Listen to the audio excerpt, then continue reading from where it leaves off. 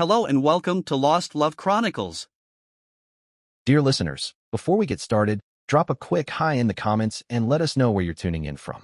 Also, if you have any suggestions for us to make the channel better, please let us know. Now let's start with the story. My name is Landon Hart. I'm 33 years old, a U.S. Army officer, and today, I want to tell you the story of what I've lost, what I've fought to reclaim, and how I learned to rise from the ashes of my own life. The story begins at my parents' well-kept two-story house in Texas, where the hot winds blew through my bedroom window every August. That house, red brick, modest, and always spotless, was the kind of place that looked like it belonged in a magazine. Not because it was luxurious, but because it was always so perfectly maintained. The wooden floors were polished to a shine, and there was always the faint smell of floor cleaner lingering in the air, mingling with the warm scent of my mother's morning coffee. No, I'm not a millionaire. I don't own a mansion or vast wealth. What I have is a heart that still beats strongly and a rifle that's been my companion through dusty battlefields and long, sleepless nights.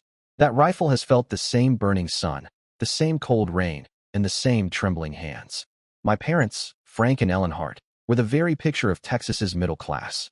They weren't rich, but they were never poor. They had pride in everything they did, especially when it came to their home and their sons.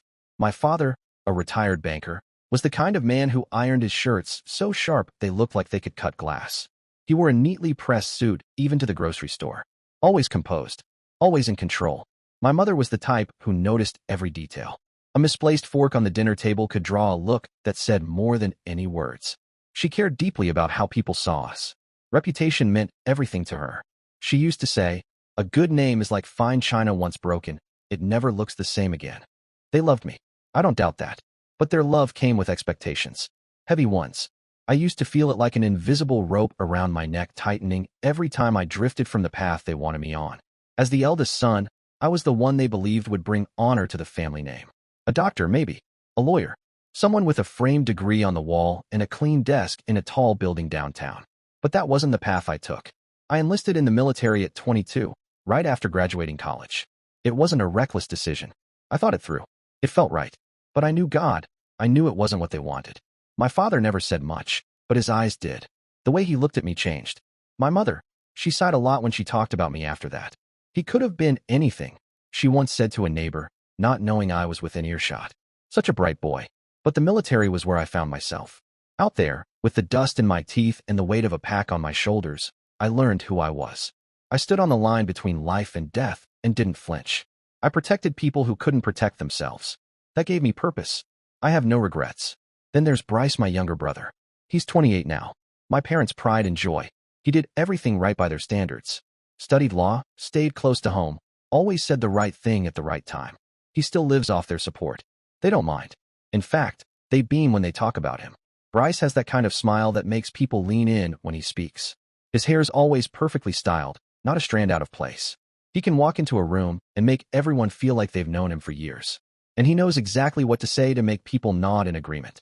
He's the perfect version of what my parents wanted me to be. I'm not jealous, honestly. I'm not. Bryce and I are different, and I've made peace with that. But sometimes I wonder if he's ever truly faced hardship. If he's ever had to dig deep when everything around him was falling apart. Or if he just glides through life like a gentle breeze, leaving no trace, no scars, nothing to weigh him down. And then, there's Raina. Just saying her name makes my heart skip a beat. Raina, 30, a nurse at the downtown hospital. We met in college, at one of those crowded parties I never wanted to attend. I was dragged there by some friends, already halfway through making excuses to leave when I saw her. She stood in the corner of the room, wearing a pale green dress, her glossy black hair tied up high, holding a glass of water instead of wine. Her smile was small, almost shy, but when our eyes met it was like the noise in the room fell away. I walked up to her, awkward as hell, cleared my throat, and said, "Not a fan of the jungle juice either." She laughed. "It smells like regret and bad decisions." I grinned. "So just here for the ambience." She tilted her head, studying me for a moment. Maybe I was waiting for someone to ask the right question. That was it. That was the moment. I just knew I wanted to spend my life with her. Raina is unlike any woman I've ever met. She's gentle, but strong. The kind of strength that doesn't shout. She makes me laugh even when I'm at my grumpiest, and God knows I can be a handful. But more than that, she listens. Not the way people pretend to listen. She listens. Like every word I say matters. We've been together for 6 years now. We've weathered storms, more than a few. When she lost her job when I got injured during a training exercise and spent 2 weeks in the hospital, Reina was the one sitting beside my bed, holding my hand. She didn't cry, not in front of me. She just kept whispering, "You're going to be okay. I'm right here." Even when I knew she was scared, she never let it show. Not for my sake. 2 weeks ago, I knelt before her in our front yard under the bright Texas moonlight. The cicadas were buzzing somewhere in the distance. All I had was a simple silver ring, bought with my savings. No fanfare, no orchestra, just me, on one knee, heart pounding like I was back in the field again. She looked at me. Her eyes shimmered with tears, but she didn't say yes. She just pulled me into a hug, held me tightly, and whispered, "Landon, I need time, but I'll wait for you." I nodded, though my heart felt heavy in my chest. I knew what was coming: an 18-month deployment. Long distance. Uncertainty. The kind of test most relationships don't pass. But I trust her. I have to trust her. As I sit here writing these words, I'm packing my bags. My military backpack lies in the corner of the room, next to a pair of boots still caked in dust from my last training session. I've checked everything. Uniform, gear, dagger, and a small notebook, just a cheap, spiral-bound thing where I'll write letters to Reina. I'm not great with words. I never have been. But I want her to know I'm thinking of her every single day. I hope those letters, those small pieces of myself, will be the bridge that keeps us connected, that holds our love steady through the months of silence, time zones, and loneliness. Last night, the night before I leave, I sat on the porch alone. The moonlight filtered through the curtains, soft and pale. A gentle breeze stirred the air, carrying with it the lingering Texas heat and the scent of wildflowers from the nearby field. I thought about my parents, about Bryce, about Reina. I thought about what I was leaving behind and what I would face ahead. War is never easy. I've seen comrades fall, seen the life drained from their eyes as we shouted for medics who never came in time. I've heard bombs explode in the dead of night, the sound so close it felt like the sky was ripping open. But this time, I felt a different kind of fear. Not fear of death, I'd made peace with that a long time ago. This was the fear of loss, of losing the things I love most. The next morning, I stood in front of the mirror, buttoning up my uniform, adjusting the creases just the way my father taught me. I looked like a soldier, strong, ready, but inside, I felt like something was unraveling. My backpack was already packed, slung over my shoulder as I stepped out of the house. My parents stood by the door. My mother came forward first, throwing her arms around me. Her body trembled against mine. "Be careful, son," she said, her voice choked with emotion. Her tears soaked into my collar. I held her a moment longer. "I'll be okay, Mom. I promise." My father stepped in next. He didn't hug me, he never was the hugging type. But he put a firm hand on my shoulder, gave it a squeeze. His jaw was tight, his expression blank. "You do your duty," he said, not looking me in the eyes. "Come back whole." Bryce lingered behind them, hands in his pockets. He offered a faint smile, like he didn't quite know what to say. "Stay healthy, man," he muttered. "You know, eat well." I just nodded. Yeah. Later, at the airport, Reina came to see me off. She wore the pale green dress. I loved the same one she wore the night we met. Her hair was loose and natural, catching the breeze each time someone passed us. We didn't say much. We didn't have to. We just stood there, fingers tightly intertwined, trying to memorize each other's face. "Write to me, okay?" she asked, her voice trembling. "I promise," I said, squeezing her hand. She looked up at me, eyes glassy. "Will you wait for me?" I asked. She nodded slowly. But her eyes, they held a sadness I couldn't quite place. Like she wanted to say more. Like something heavy was sitting just behind her silence. I wanted to ask her what it was. I wanted to know. But before I could, the airport loudspeaker blared, announcing my flight. We kissed, hurried, but deep, and I turned to go. I looked back once. She was still there, just standing, her small figure framed by the movement of the crowd. She didn't wave. She didn't cry. She just stood there, watching me until I disappeared into the terminal. On the plane, I sat by the small window, watching Texas stretch out beneath me, patches of green and brown, slowly swallowed by cloud. I pulled out my notebook, the one I had packed in the side pocket of my bag, and opened to the first page. "Reina, today is the first day I'm away from you. I don't know what lies ahead, but I know I love you. Wait for me." I folded the letter carefully, imagining her hands opening it, her fingers smoothing the paper. I pictured her smile, soft and real, spreading across her face. That thought gave me strength. Strength I didn't know I had. But back home, a plot was already being woven. By the very people I called family. I was deployed to a military base deep in the desert, where the heat was a living, breathing thing. It scorched my skin, wrapped around me like fire. The sand was in everything: my boots, my clothes, the creases of my teeth. It became part of me. The hum of Humvee engines, the distant crack of gunfire, the bitter scent of gunpowder, they were the rhythm of daily life.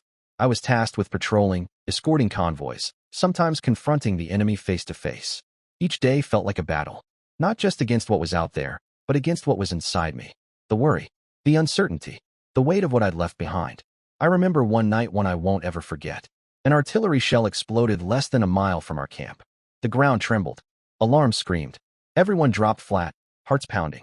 We didn't know if more were coming. We lay there in the dust, still as corpses, listening to the whistle of the wind mingling with the echoes of the blast. I reached into my pocket, pulled out Raina's photo. My fingers trembled. I clutched it tightly to my chest and whispered, "Wait for me, please." Letters became my lifeline to her, my tether to something real beyond the dust, the noise, and the silence of war. Every night, under the dim glow of an oil lamp flickering inside our tent, I'd pull out my notebook and write to Raina. I told her everything. Not the blood and fire, not always, but the moments in between. The long days of patrol where the sun baked the earth into glass. The sandstorms that rolled in without warning, swallowing the sky until you couldn't see your own hand in front of your face. And Tommy Young, full of life, who sang country music at night just to keep the rest of us sane. Off-key, but full of heart. Raina, I wrote one night. Today I saw a fiery red sunset over the desert. It looked like the sky was on fire. I wish you were here to watch it with me. Each line felt like a thread, a thin, fragile string tying me back to Texas. Back to her. I sent those letters through the military mail system, trusting, needing to believe they would reach her. I didn't have the luxury of regular calls. The signal was unreliable, and every spare moment was claimed by rest or responsibility. But I believed the letters were enough, that they'd carry my voice across the ocean and the silence. Some nights, I'd lie awake on my cot, staring at the canvas ceiling above me, listening to the wind whip against the fabric. I'd think of Raina, her smile, the way she'd tie her hair back at the hospital when she was deep in concentration, the way she hugged me before I boarded the plane, so tight it almost hurt. Is she thinking of me too? I'd wonder. Is she standing under the oak tree in her front yard, gazing at the moon like I am now? Even if I was exhausted, even if I'd barely had time to eat, I'd scribble something. Raina, I'm okay. I miss you. Sometimes that was all I had the strength to say. I'm not a poet, never have been. But every word I wrote was true. Raw. From the gut. From the heart. They were pieces of me I hoped would reach her hands and let her feel how much I cared, how much I was still hers. The months crawled. I lived split between two realities, one of sand, bullets, and sleepless nights, and the other, one of letters. Letters where I could dream again, where I could imagine coming home, dropping to one knee, and hearing her say yes. She never wrote back, but I never doubted her. I told myself the war had delayed the mail, that she was busy, that maybe the words just couldn't get through. I trusted her the way I trusted my brothers in arms with my life. Then, after 18 months that felt like a lifetime and eternity etched into my bones, I stepped off the plane at Dallas Airport. The air smelled like rain, the real kind, not the metallic scent of a desert storm.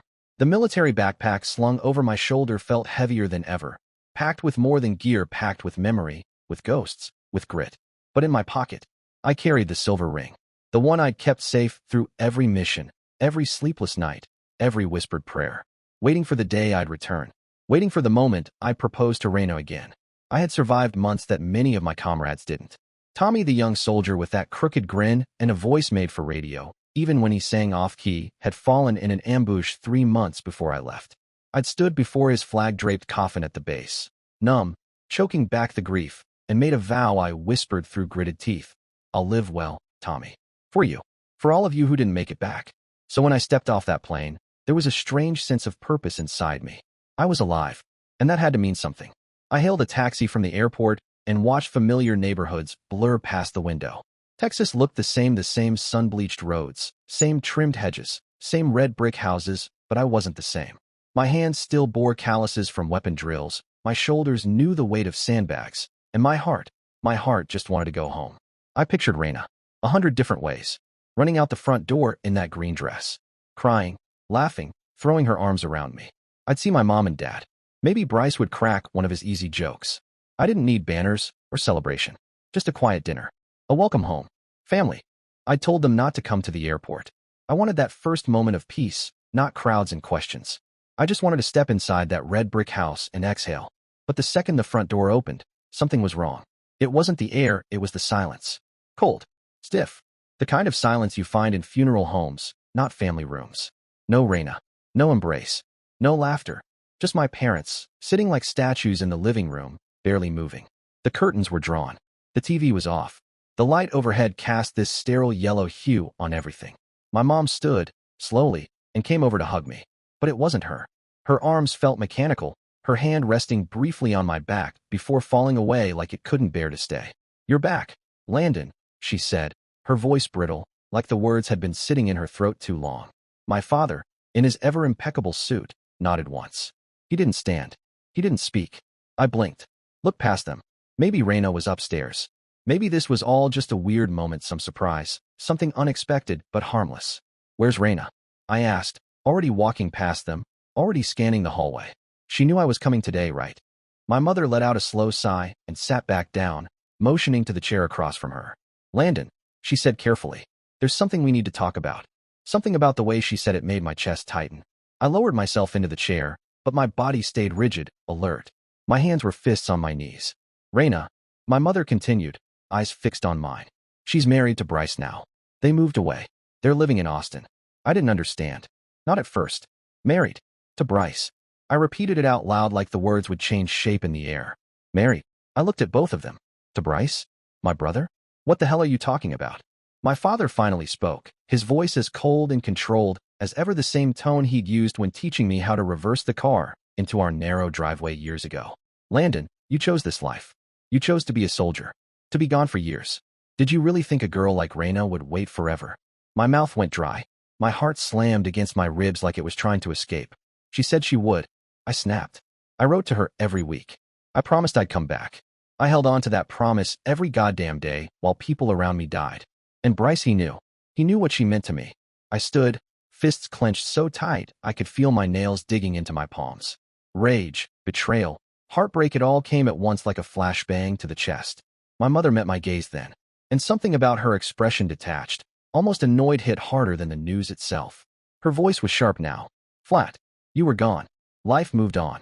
I stared at her, and for the first time in my life, her eyes looked colder than I'd ever seen. "Landon, don't be foolish," my mother said, her tone cutting through the air like a scalpel. "You chose the military. You chose war over family, over Raina. Do you really think you have the right to blame anyone?" It felt like something inside me cracked. "If you hadn't left," she continued coldly, "things would be different. Raina chose the better man. You need to accept it. A knife in the chest would have hurt less." "Foolish," I repeated, my voice trembling. "I fought to protect this country, to protect this family. And Bryce? What did he do? Steal my girlfriend?" My father stood abruptly, his voice rising for the first time. "That's enough, Landon. You don't get to blame your brother. Bryce was here. He was the one taking care of Raina when you weren't. You abandoned her. And now you face the consequences." Abandoned? My legs nearly gave out beneath me. I looked at the people who were supposed to have my back, the people I had carried in my heart through gunfire, sandstorms, and grief. And now all I could see in their faces was blame. Not support, not understanding, just coldness. I didn't scream, didn't cry. I just stood there, breathing hard, fighting the wave that threatened to pull me under. "Where's Raina?" I asked finally, my voice little more than air. "I want to hear it from her." My mother shook her head. "They've moved, Landon. She doesn't want to see you. You need to let this go." "Let this go?" Without another word, I turned and walked out of the house. The door clicked shut behind me like a lock slamming in place. The silver ring in my pocket felt like a stone pressing against my heart with every step I took.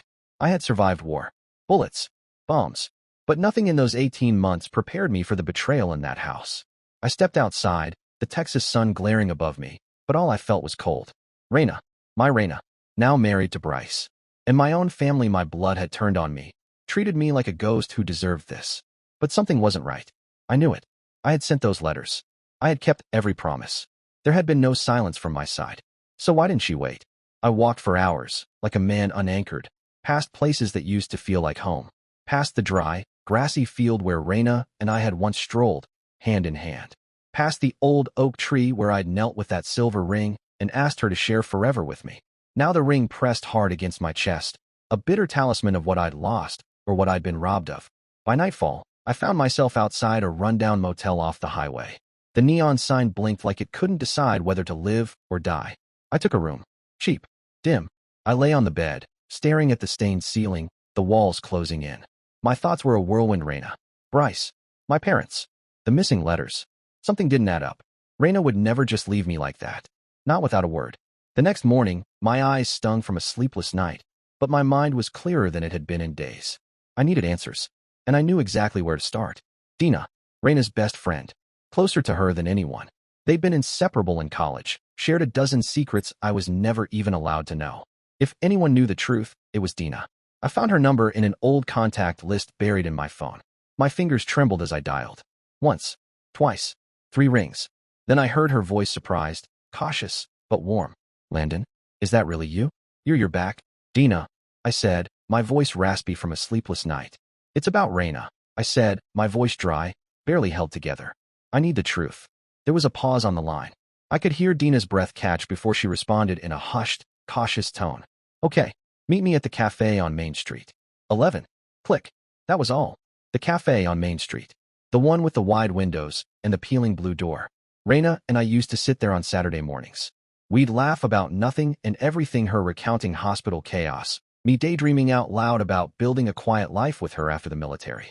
The sound of spoons clinking, the buzz of conversation, the gentle jazz playing from the overhead speakers, it had all been part of a rhythm I thought would never end.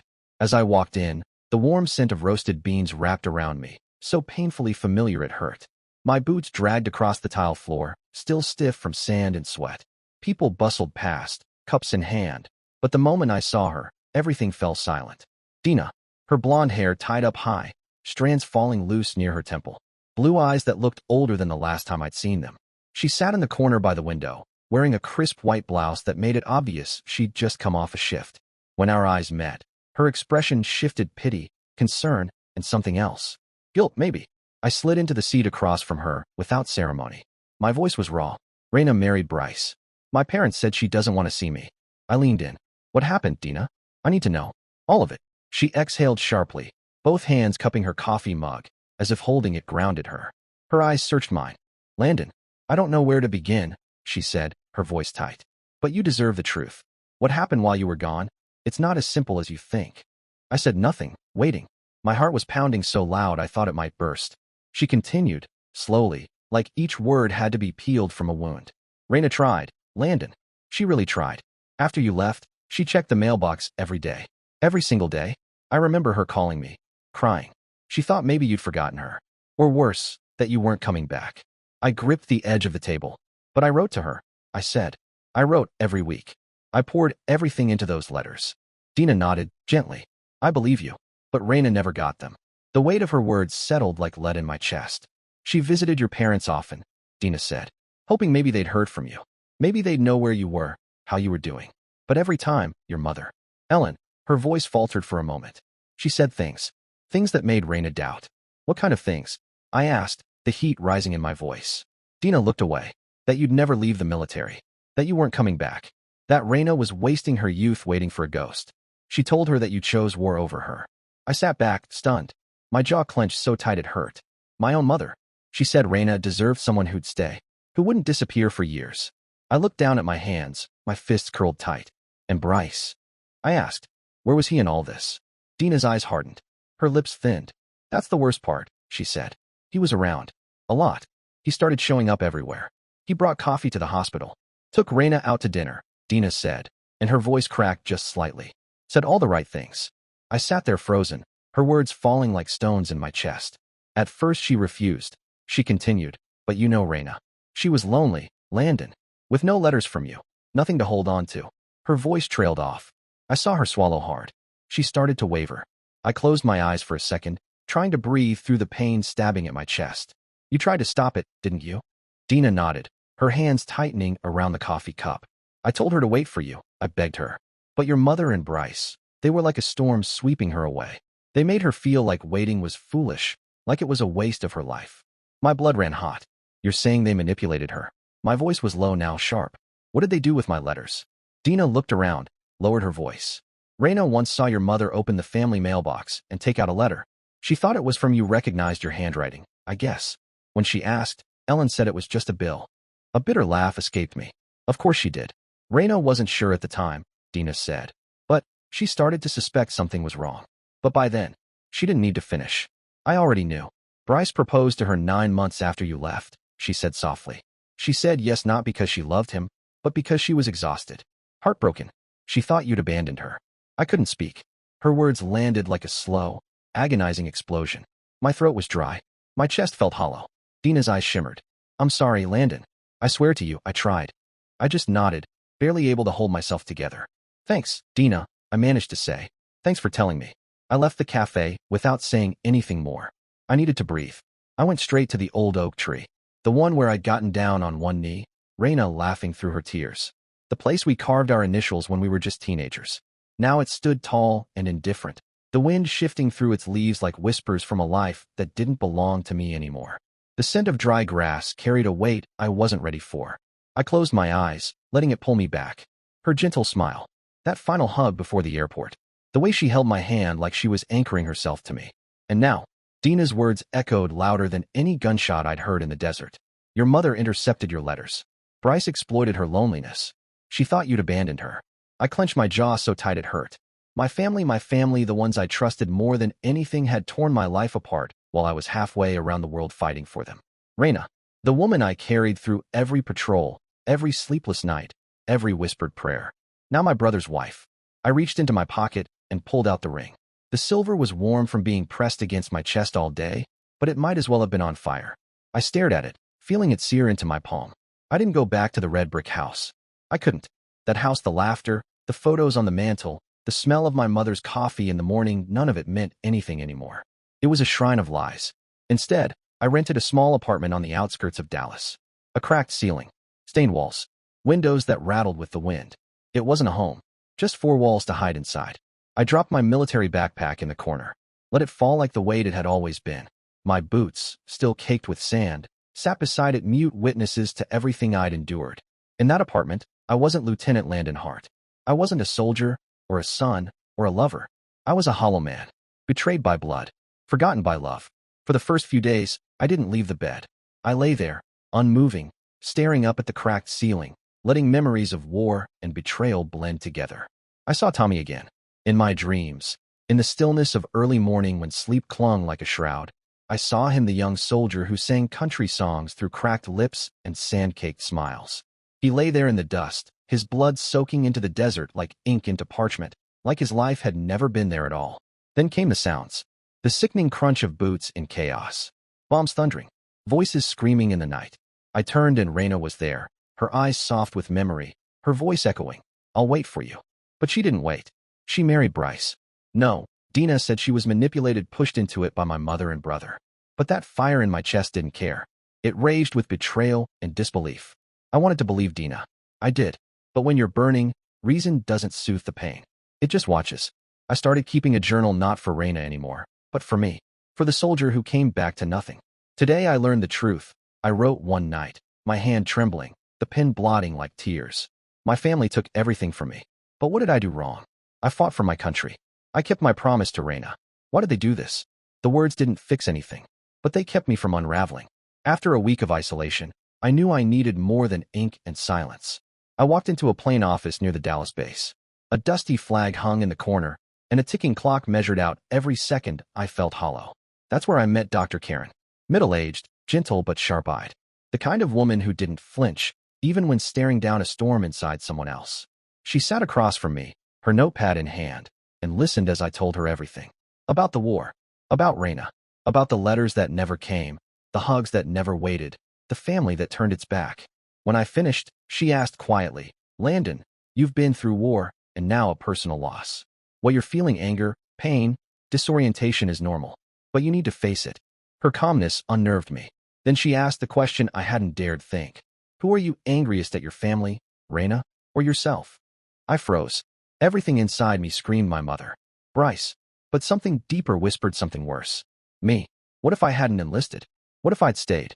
What if I hadn't walked away from the only life I knew, thinking it would still be waiting when I came back? I didn't have an answer, only more silence. The nightmares followed.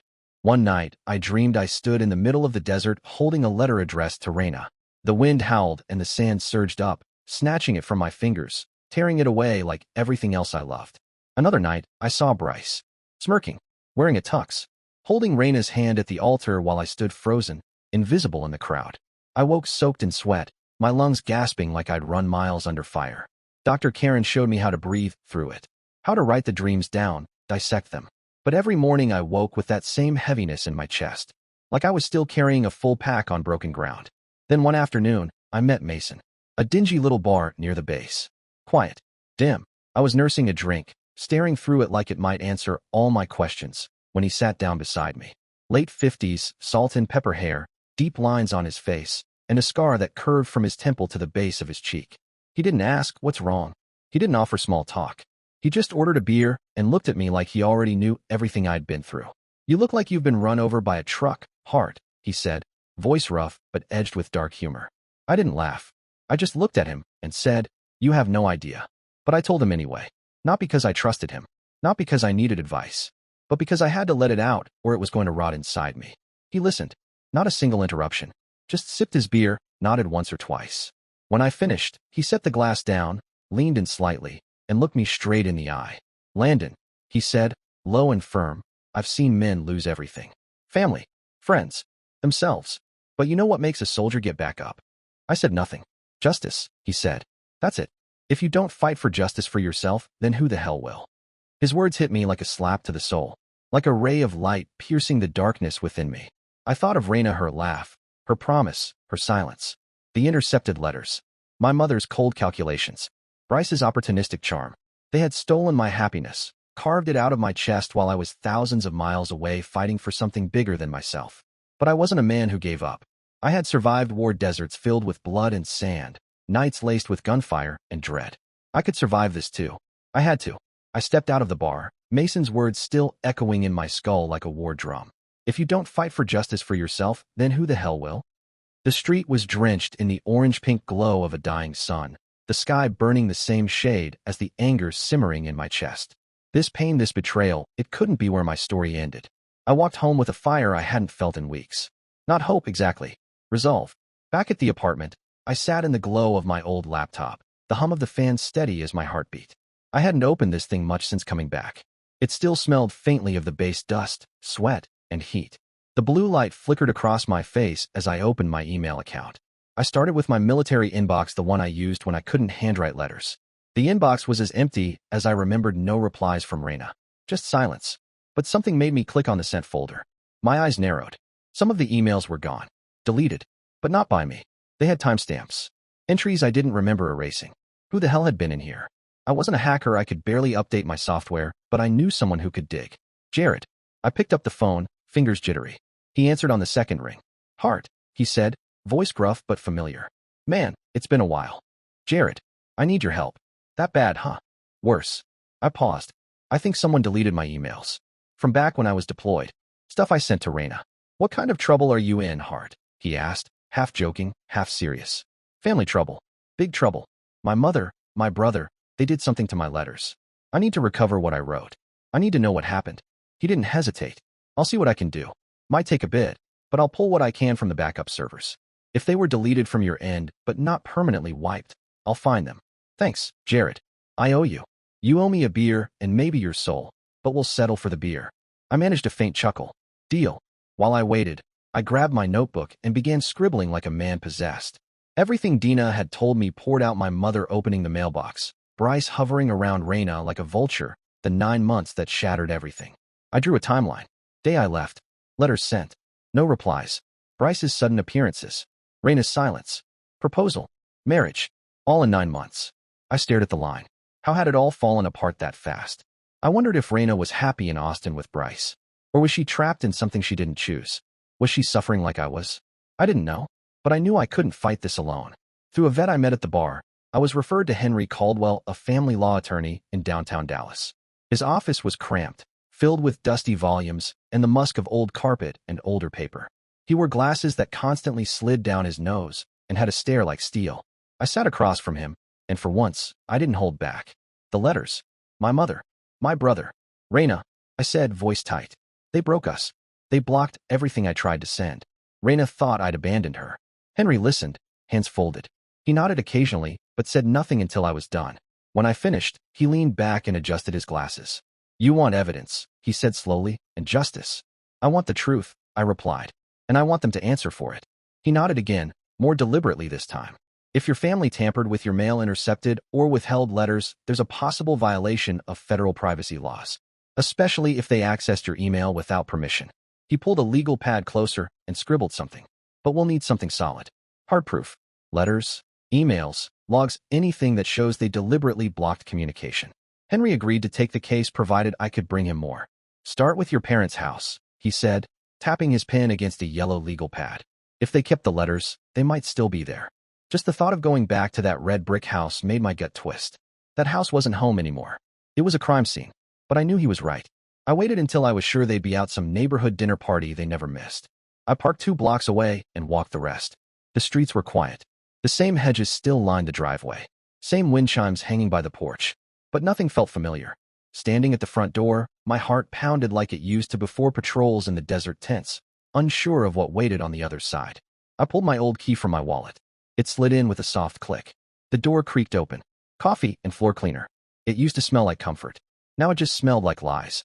I moved room to room methodically. Drawers, closets, cabinets. Every framed picture I passed felt like an accusation. Family vacations, birthdays, my graduation. Raina and one of them, standing next to me. The weight of betrayal sat heavy in my chest. It took hours, 2 whole hours of careful searching before I finally found them. A wooden box tucked beneath my parents' bed, covered in dust, but locked. I pried it open with a flathead screwdriver from the garage. Inside, my letters. Every single one I had sent. And Raina's, too. Her handwriting familiar, small curls at the end of her letters. Some were tear-stained. One was unopened. I sat on the floor, shaking, the pages scattered across my lap. Every word I had written, every promise, every update from deployment had been stolen from her. And every word she had sent to me had been kept from me. My hands trembled as I called Jared. You were right, he said. I traced the login activity. Your military email was accessed multiple times from your parents' home computer. He was quiet for a second. Landon, they wiped stuff. But they weren't careful. I pulled a few cache drafts, timestamps, all from that IP address. That was it. That was the proof. The letters. The digital trail. These were my weapons. Mason had been right all along. I couldn't let this go. I wasn't the broken man who came back. I was Landon Hart, and I would make them answer for what they did. But I couldn't just storm in and shout accusations. They'd deny it. Twist it. I needed a bigger move. That's when I remembered Savannah. We'd gone to college together. She was an investigative reporter now, writing for the Dallas Morning News. Sharp, tenacious, and she owed me. I dialed her number, my hand steady despite the pounding in my chest. Savannah, Landon, wow, it's been years. I need to talk. It's about something big. I've got a story, but I want to stay anonymous. What kind of story? A soldier, betrayed by his own family while deployed. I have the proof. She was quiet for a moment. Then meet me. Tomorrow. Downtown. Same cafe near campus. Yeah, I said. And Savannah, call me a veteran. That's all I want. No name. No attention. Just the truth. She didn't argue. You got it. The next day, at the cafe, I laid everything out. The letters. The emails. The betrayal. Raina. Bryce. My mother. Savannah didn't interrupt. Her eyes lit up the way they used to in journalism class when she'd found a lead no one else had. She took notes, asked sharp questions. When I finished, she leaned forward. This isn't just a family issue, she said, her voice low but firm. This is a story about loyalty. About what happens when a soldier returns home and finds the battlefield never ended. I don't want revenge, I told her. Just justice. Let the world see it. But not my name. Please. I'll make sure it gets published, she promised. For days later, the article ran. A soldier betrayed by family while serving. The headline screamed across the Sunday edition. Savannah's writing cut clean, like a scalpel. And she kept her word. No names. No clues. But every detail laid bare. Clearly, a military officer had sent letters from the battlefield to his girlfriend only to discover, upon return, that his family had intercepted them, manipulated her, pushed her into marrying his brother. Savannah didn't just tell the story, she bled it onto the page. She quoted directly from the letters I'd written, some of my most vulnerable words, the kind I'd only ever meant for Raina. She ended the article with a question that cut straight through everything. Is loyalty to one's country worth the price of betrayal by family? By noon, it was everywhere. Veteran groups reposted it. Local news outlets shared it. Strangers commented and reshared. I sat in my apartment, the walls still stained from years of neglect, scrolling through the comments on X. I can't believe a family would do this to a soldier. They should be ashamed. I cried reading this. I lost my family to war too. This soldier needs support. Where can we reach him? A text came in from Jared. Hart, you did good. The whole team at the base is behind you. I didn't respond right away. I just stared at the screen, the words blurring. This wasn't vindication, not yet, but it was a crack in the silence. Meanwhile, in the suburbs, the fallout had begun. My mother used to be the neighborhood's matriarch. Everyone greeted her when she stepped into the garden. Now, cold stares, doors that didn't open, conversations that stopped when she passed. My father, proud, polished, always the gentleman, was quietly dropped from his golf club's inner circle. His phone, once buzzing with invitations and praise, grew still. But the hardest blow hit Bryce. Dina, through a mutual friend, let me know what had happened. Bryce had walked into his law firm, shoulders slumped, eyes hollow, trying to explain, trying to talk his way out like he always did. But this time, no one wanted to hear him. The firm suspended him. Conduct damaging to the company's reputation. When I heard, I didn't smile. I didn't feel triumph. Just a cold, empty void. Not joy, just the shifting. Like justice was coming not as a storm, but as slow, creeping frost. I could feel it spreading. About a month after the article was published, I finally left that rundown apartment on the outskirts of Dallas. Those walls had heard my worst nights where I shook from dreams, where I screamed without sound, where I nearly forgot who I was. The new place was different, closer to downtown, small but bright. White walls, fresh paint, light-colored wood floors. There was a small table by the window where I kept my notebook and a cactus Mason had given me. "You need something as resilient as you," he'd said with a wrinkled smile, passing it to me one evening at the bar. His scar twisted as he grinned. This apartment wasn't home. Not yet. But it felt like a start. The start of someone else, someone new. I began working at a veteran support center, just a few blocks away. Didn't pay much. But it gave me something I hadn't had since coming back. Purpose. Every day, I met people like me, people carrying ghosts. Tom, a former Marine who lost his leg in Afghanistan, joked through his pain, but once told me, quietly, I wake up some nights thinking it's still there. Lisa, a combat medic, wouldn't meet anyone's eyes at first. But she started opening up in sessions, the weight in her voice lifting just slightly. I shared enough of my story, not all, never all, to let them know I got it. "You've been through hell, heart," Tom said one day, gripping my shoulder. "You're stronger than you think." In the mornings, I jogged through the park, my breath rising in the cool Dallas air. I'd pause by a wooden bench near the edge of the trail, where the sun crept through the oak trees like gold smoke. And every time I saw that light, I thought of the oak tree in Texas, the one where I proposed to Raina.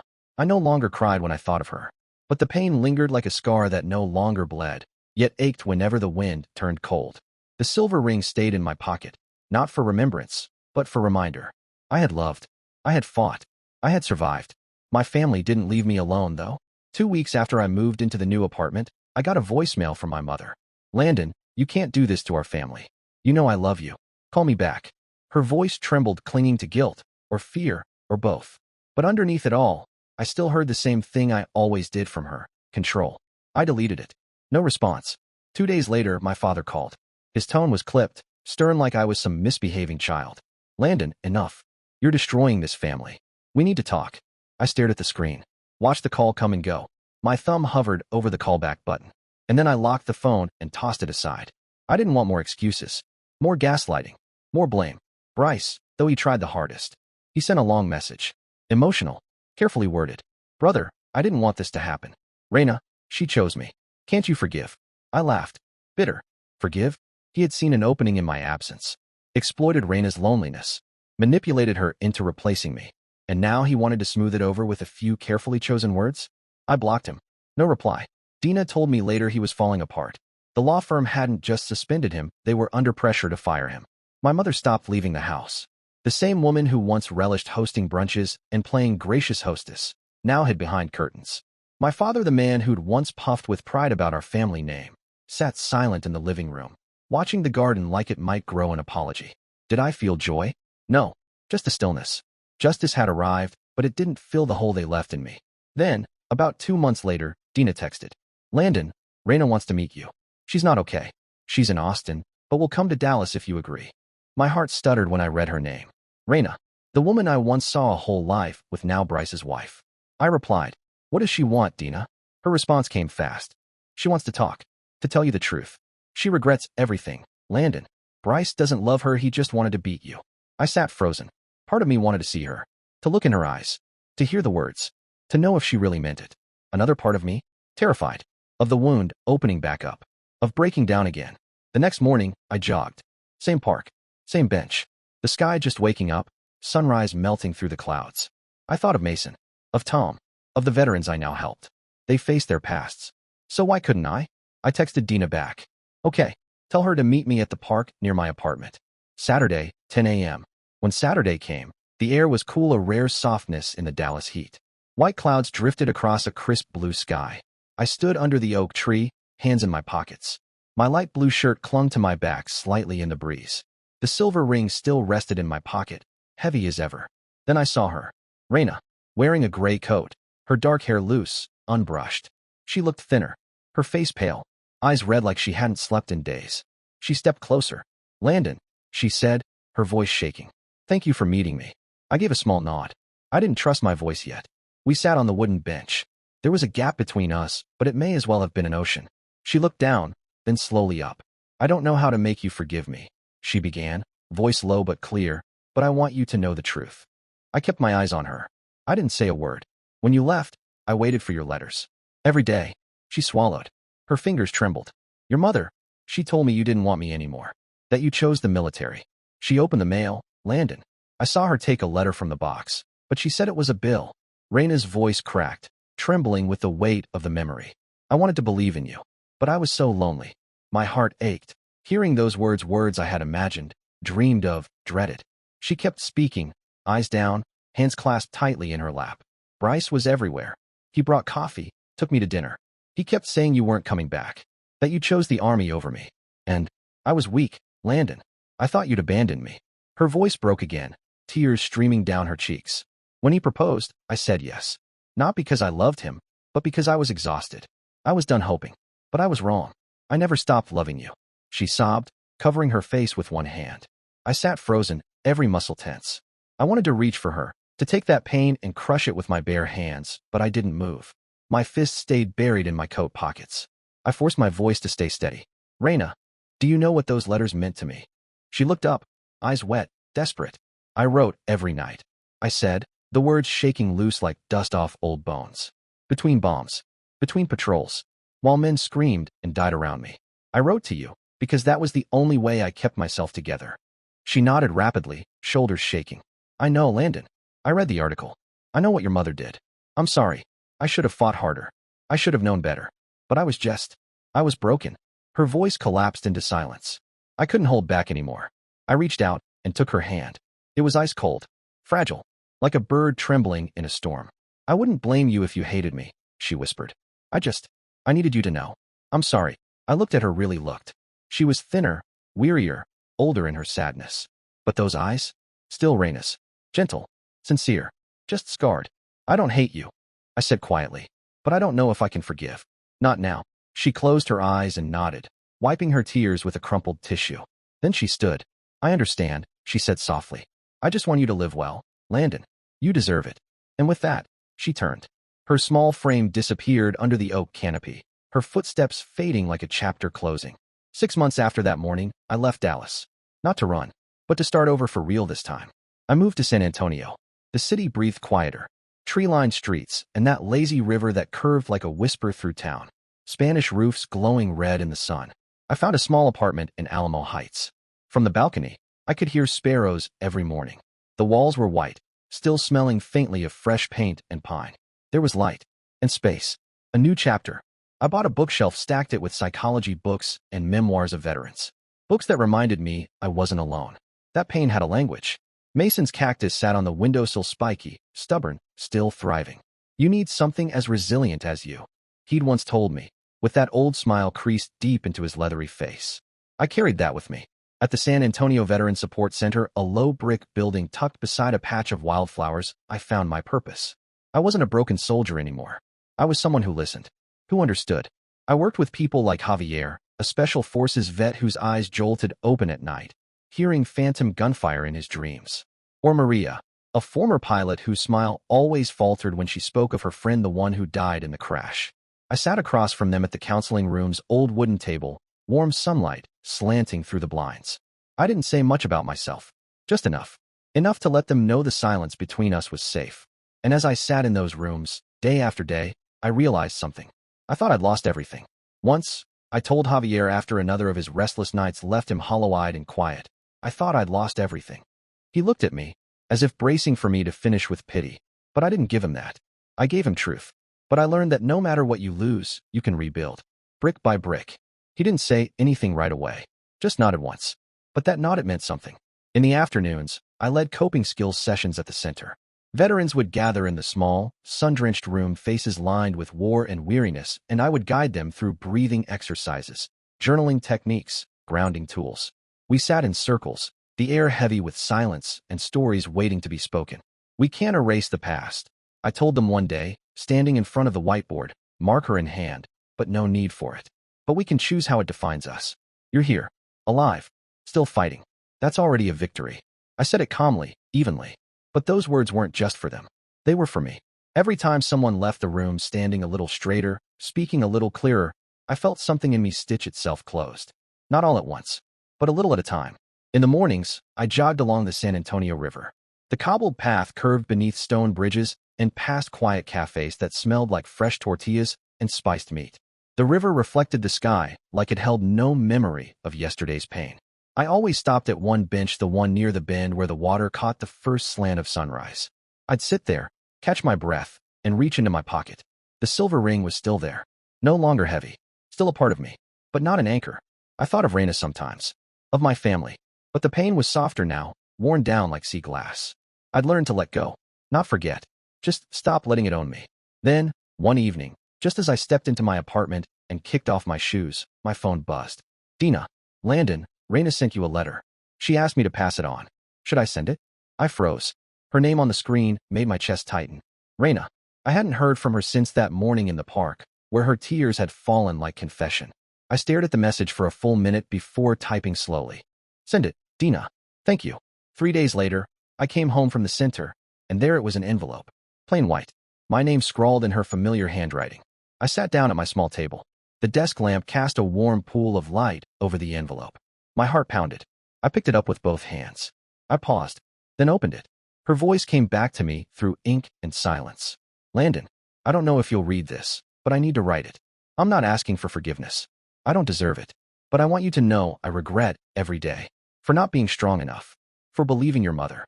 For letting Bryce manipulate me. I leaned back in my chair, letting the words hit one by one. I live in Austin. But it's not living. Bryce doesn't love me. He just wanted to beat you. I'm rebuilding. Step by step. Like you. I blinked, throat tight. I heard from Dina that you're helping veterans in San Antonio. I'm proud of you, Landon. You've always been the strongest person I know. I hope one day you find peace. Like you've helped me find hope again. I won't write again. Won't bother you. I just want you to live well. Raina. When I finished reading, I sat there for a long time. The tears came, but I didn't let them fall. The letter wasn't a plea. It was a goodbye, not an ending. A release. For both of us. To move forward. I folded the letter gently, then opened the small wooden box on the shelf, the one that held a photo of Tommy, my old military insignia, a few dirt-stained keepsakes from another life. I placed Raina's letter inside, then closed the lid, not out of anger, but because I knew we both needed time to heal separately. Dear listeners, please share your thoughts in the comment section below, and don't forget to like, share, and subscribe.